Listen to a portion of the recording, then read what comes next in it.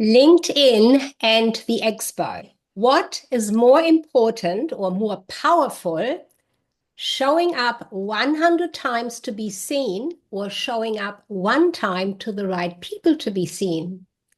Hello, it's Sigurd Kast here, Strategic Marketing and Visibility Specialist. And I have this big vision to have entrepreneurs, women in business, showcase their offers, their services, and their expertise across the globe in a virtual expo, a trade show where clients come to you without you leaving home. And I've invited Lynette Johnston, a LinkedIn strategist who is helping you to leverage the power of LinkedIn, sharing it in bite-sized steps with her Linkability membership program. Welcome, Lynette. Thank you, Sigrid. Hello, everyone. It's a pleasure to be here. It's so good to have a chat to you because LinkedIn is the professional platform for all of us to really make an impact.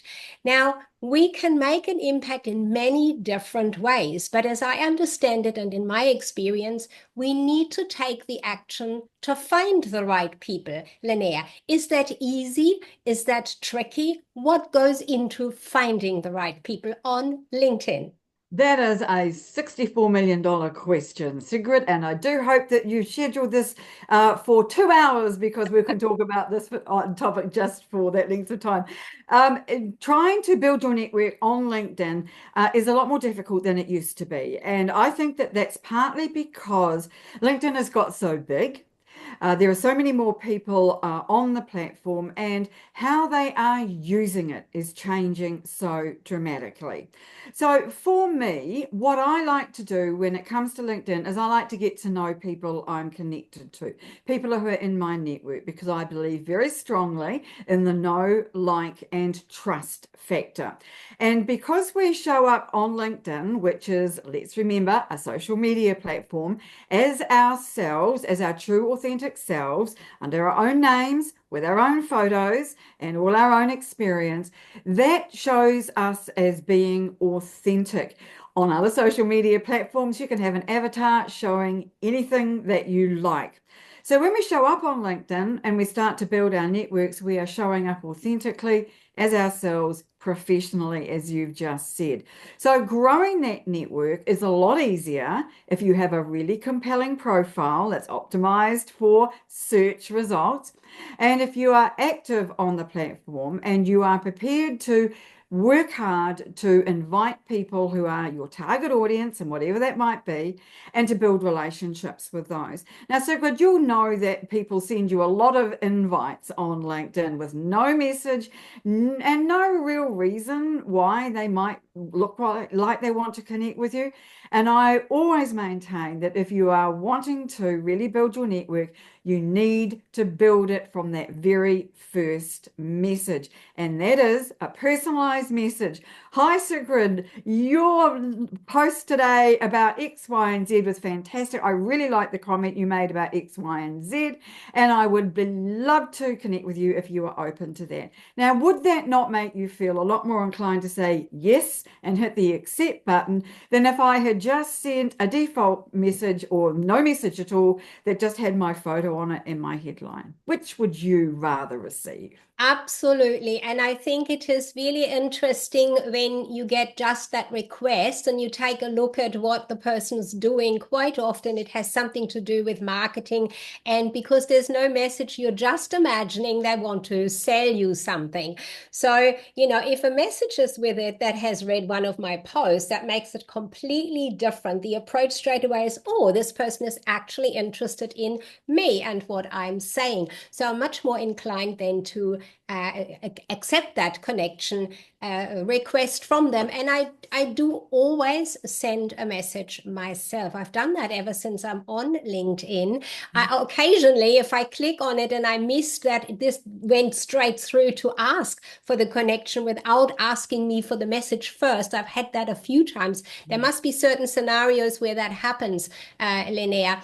But that's never intentional. So I like to make the connection. Hey, we met here networking, or I know that we both know such and so on, which creates that like trust factor much more because I'm not just there to sell something. Although we are all there to sell something, aren't we, Linnea? So we need to make sure that that comes through, but on a subtle level. Would you agree? Absolutely. And I think it's important that when you do begin to talk with somebody via direct messages on LinkedIn, that you're not trying to sell. Otherwise, it just turns people off very quickly because what you're selling may not be what they need or are interested even. And you've done nothing to warm them up, find anything about them, or learn what their problems are in their business. And so it really makes sense to build that relationship first. And I find a really good way to do that is to share information. So I'm constantly sharing information about, you guessed it, LinkedIn. And whenever somebody connects to me, they'll get a varied type of message that might share a link, it might share an invite to an event, it might be something else that I've got on my profile they might find useful, or even my YouTube channel. But whatever it is, I am sending them something that they will find useful. I'm not telling them about my membership site. I'm not telling them about my LinkedIn profile writing services. I am just sharing information. And then I'll know by their response whether that is something that they might be interested in following up further or later on. But there are a couple of things I find happen on LinkedIn. Sigrid, and one is that people are lurkers. You don't necessarily hear from people, but they really do follow you. And the other thing is that you can be connected with somebody for several years, and all of us and have nothing, hear nothing from them. And all of a sudden, out of the blue, they'll get in touch and set up a meeting to say, "I want to work with you." And you might have completely forgotten who they are if you haven't kept in touch with them. And here they are on your doorstep saying, "I'm ready to buy." So people give up too early on LinkedIn. It's a marathon and not a sprint, which I accept in 2025 is a little difficult for a lot of people because we're all chasing that new shiny object, aren't we? And we want instant results. It doesn't work like that on LinkedIn any more than building trust one-to-one works in a hurry. It takes time. You've touched on so many points I want to dig in. Let me start with the one that you're talking about, not mentioning your offer or not mentioning it in a salesy way, if I might just want to use that terminology there. But the thing is, we do mention what we do, generally speaking. Now, there's one thing that I definitely do with every new connection is I send them a mini video, just a minute long, where I do talk about who I am and what I do and how long I've done it for. And that seems to get really good responses for me. That starts the conversation into further.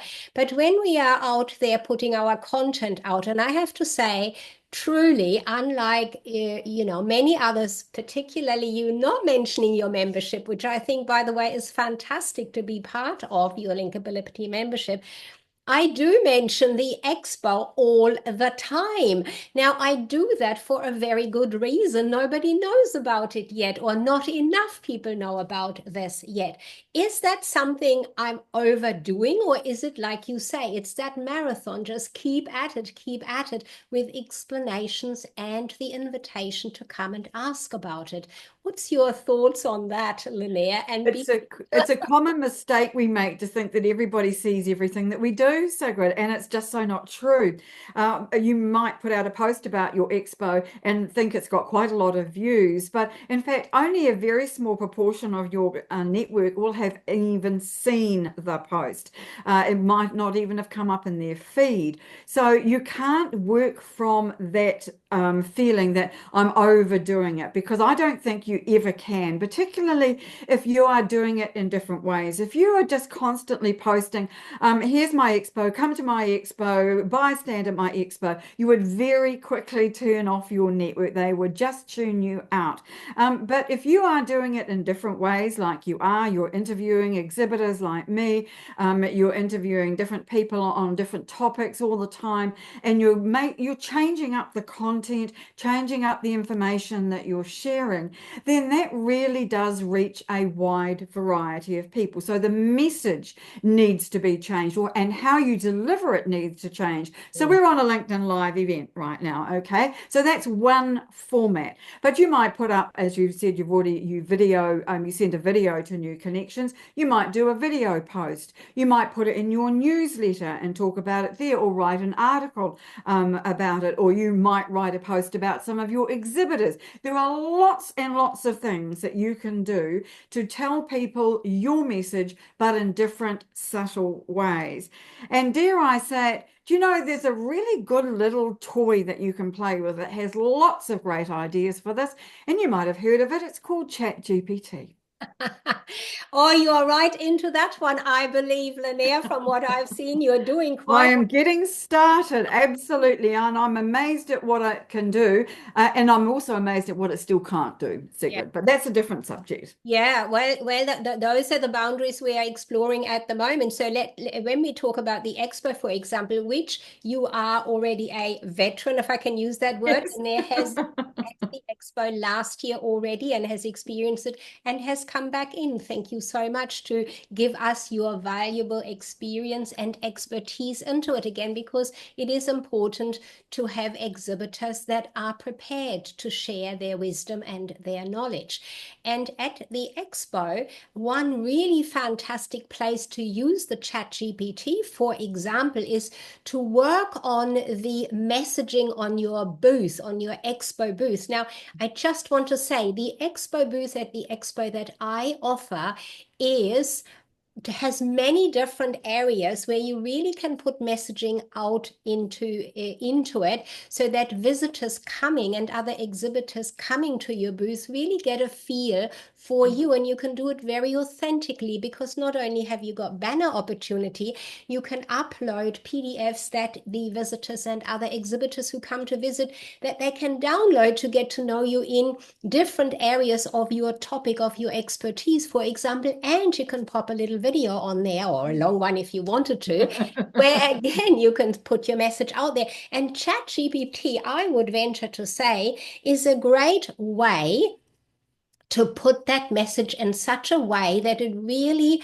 targets, and that sometimes sounds a bit harsh, but where it really resonates with the people you want to address with it. And this is, I think, a very important part. So with your explorations of ChatGPT, is that one particular area, Linnea, that you find it really does work well to give you messaging, the more you tickle it to get the output for you?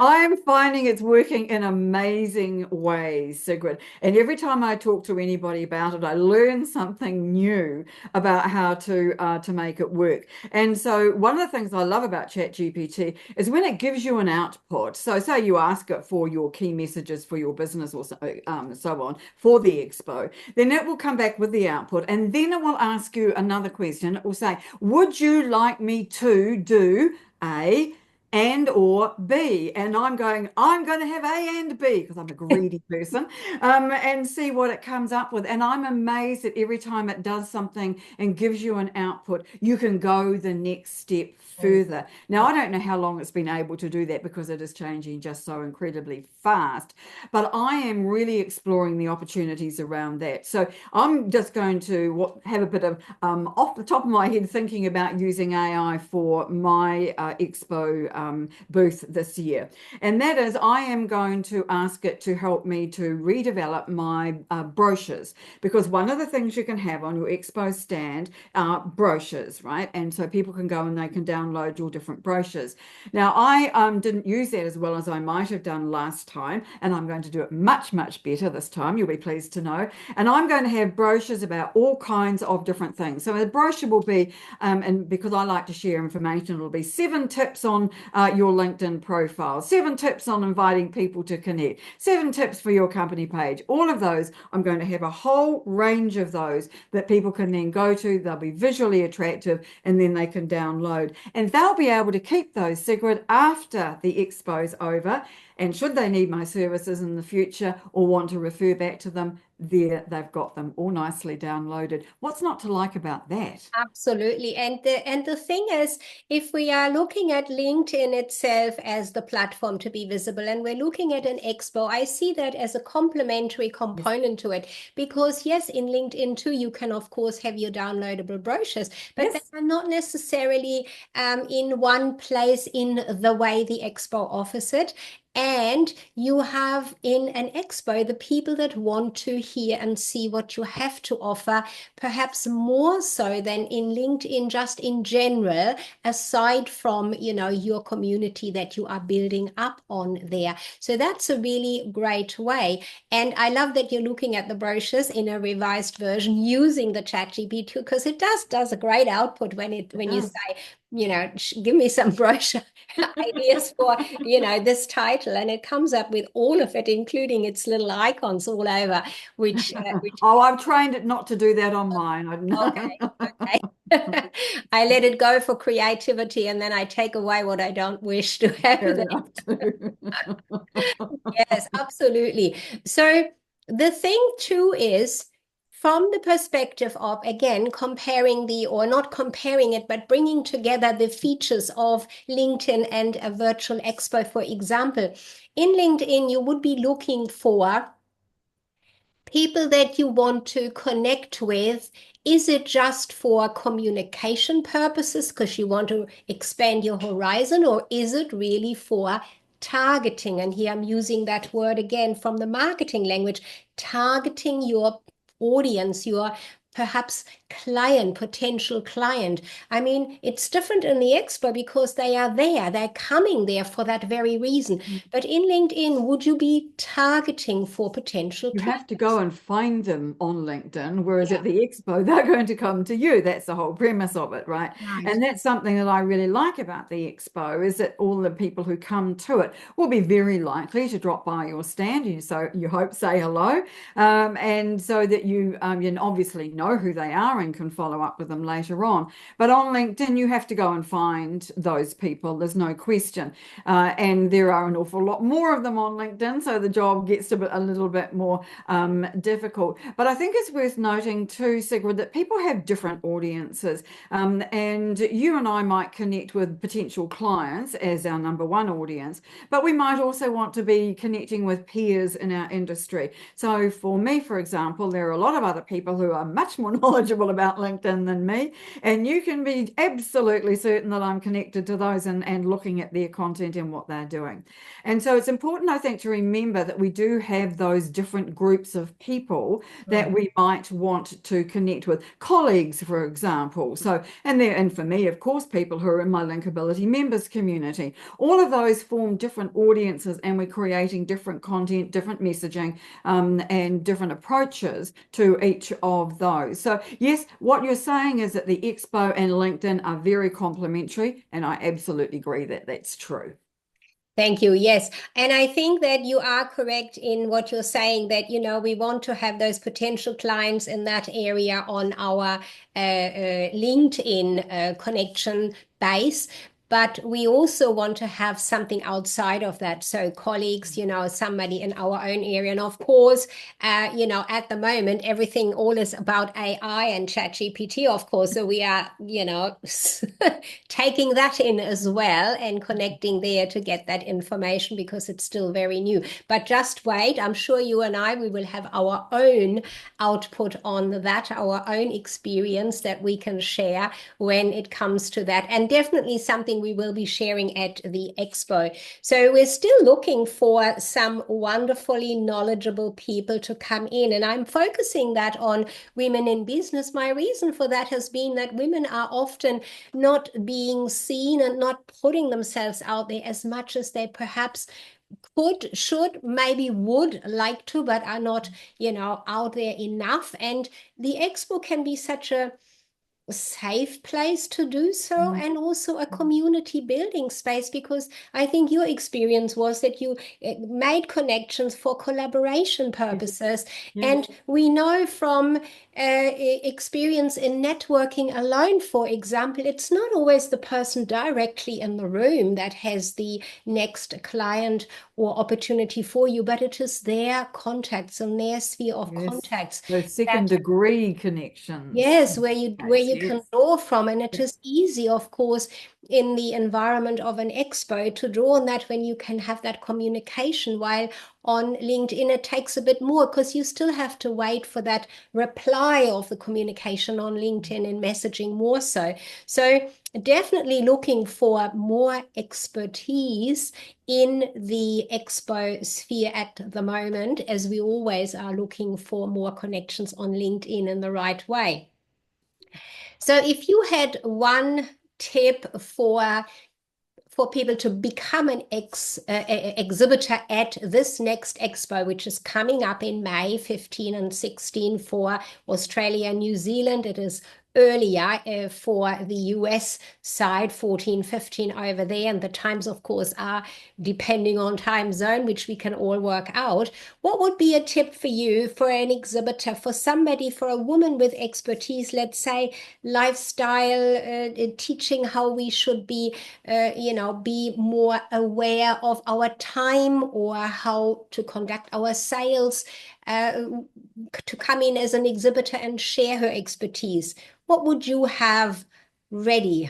I would have two answers. The first is read everything you send them, Sigrid, because you're so organized. You've got videos and text and information about every conceivable thing, but people have to read it. So all the information is there. It's easy to set up your booth if you read what Sigrid sends you. And so that's message to myself as well. I think, though, that where you can really get good value out of the expo in terms of your own business is by seeing it as something that you are helping people by educating them, maybe edutaining them, giving them something that they'll remember that makes you stand out from other people. So that is taking advantage of all the opportunities that you provide. So that is having the video on your booth. And I don't care if you don't think you can do video, you need to do a video. Underline, exclamation mark. You need to do a video. Uh, the presentations, you offer an opportunity to exhibitors to be able to have interviews and to talk on live events and on the auditorium stage. And I think that's really useful too. But that's quite scary, but it's less scary than doing it in person, right? If you have an audience of 300 people in front of you at an event, you haven't done it before, you would be terrified. But in an event like this, it's a good soft entry into those kind of presentation skills, marketing skills that as business owners, we all need to develop, because you're right. We do tend to be in the shadows, don't we? We don't find ourselves it very easy to push ourselves forward. And I think what happens for me is people will come to me and they'll say, I really want to do something on LinkedIn, but I don't have the confidence. I really don't like social media. And my response to that is, well, first of all, it's 2025 and there's not much choice. If you want to be seen, you have to be visible. And the second is LinkedIn is not social media, it is a business tool. And if you reframe it and think of it that way, you will find that it works better for you, because you'll feel more confident about it and know that it's all about building your relationships with people. And if you reframe it like that, as building relationships with people and not selling, then you'll feel a whole lot more differently about it. And in the expo, when you can use all the other different facets that you offer, and we've only touched on some of them in this discussion so far, then you can put those together with what you have done on LinkedIn. So, for example, the brochures I mentioned.